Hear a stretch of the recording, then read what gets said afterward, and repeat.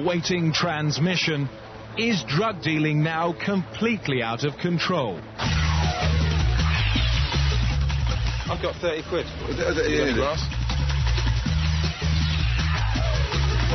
Last time I came here, a friend of mine just got triple jackpot with a steeple hammer and Jessup.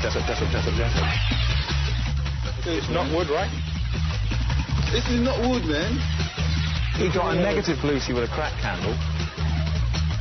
And he ended up on the Jessup. Do you think I want to hear any of that now? Drug use among children has for many in education and with obvious alarm to both parents on the increase almost yearly. But the approach in schools has changed considerably since the late 70s heyday of Drumlake School in Hampshire.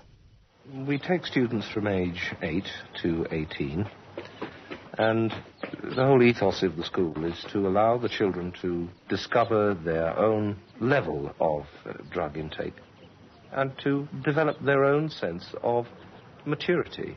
We do have one or two problems occasionally with extortionate prices being demanded, and once the price rises above, for instance, £15 for a quarter ounce of Moroccan hashish, then we would put a control on that price, and we would then introduce our own supplies into the system. Usually by about age 15 or 16, they're injecting themselves with heroin. Morning.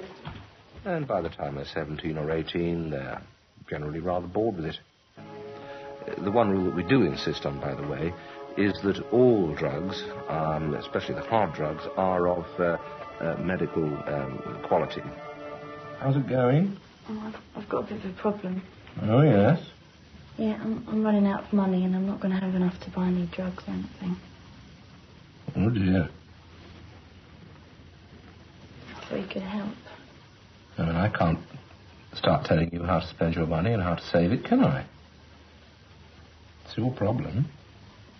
And you just walk in here and expect me to sort this out for you just like that? Do you know Mr. Phillips? Yeah, he's a geography teacher. Yes. You know his wife died a couple of months ago, don't you? Well, he's been very lonely. He'd be very depressed. Why don't you have a word with him? Go and see him. Explain your problem, and he'll explain his problem to you. When the children have gone away on holiday and the staff have gone home, I've got the place to myself. I'd rather enjoy turning up some loud rock music and reliving the old days for going on a 3-day binge or something like that. But it doesn't happen very often these days. Well, Drumlake may have worked, but that doesn't stop it being absolute guff. What about the modern approach? Austin Tasseltine broke into a playground and started bothering the children. Everybody you'll see in the first 10 seconds of this report is an addict. You're an addict. You are. Addict. Addict. Oi, you're an addict. You're an addict. Addict. All addicted to the cure for the drugs problem. Drugs need you.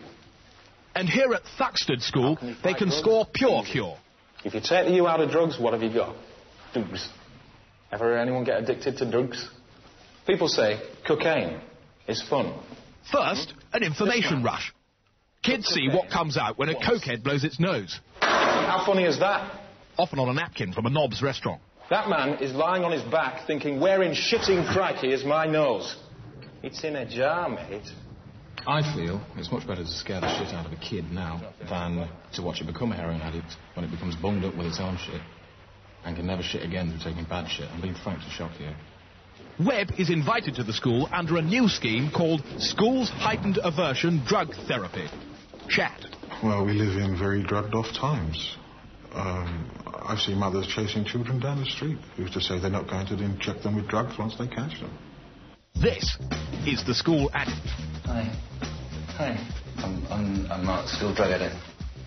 When they first meet Mark, he's on a prescription speedball and shows them the upside of high. 4 days later, he's a frozen chicken. The kids expect more fun, but instead get the bum side of clucking. Shiny. Kid upon infant scores a hit made not of drug, but terror. The system is called pre-toxic aversion.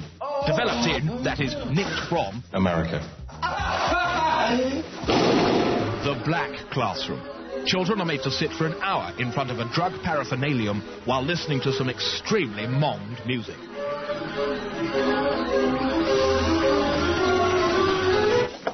This child receives a high-impact incident in which the addict has gone shocking. The addict is persuaded to wear a horse's head because sometimes drugs are so new, we can only guess at what the effects would be. What you've got to do is frighten a child. Don't pussyfoot around, give it a stark image. I'm talking about something like Dennis Potter in Blue Velvet. Serious cases need a family fix.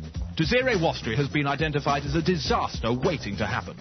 Unless you take action now, your daughter will be selling her kids in order to shove crack into any available orifice in her body. Desiree's parents agree to leave home for 3 days while Desiree is told a systematic fib. I'm afraid I've got some bad news for you. The child is informed her parents are dead. They died of a drugs overdose. I want you to know that when you're actually there is something about this that is really quite shocking. As is the staged funeral, with its uncompromising memorial to Desiree's parents. With one face, they presented to the world an appearance of respectability. But with the other, they said, oh, goody. Let's pump ourselves full of magic monkey juice and take a trip to Spaceland. Because we'd rather do that than spend another minute with that poor sod. Would you all please stand?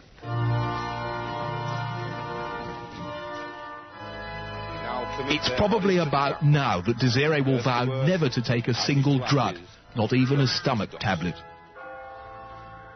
2 days later, Desiree and her parents are reunited. It gets tricky. It has been very hard for Desiree, hasn't it, darling? But we feel that if it comes down to a choice between her being a little bit grumpy for a while or being off her mash on ecstasy pipes, then we know which we'd prefer.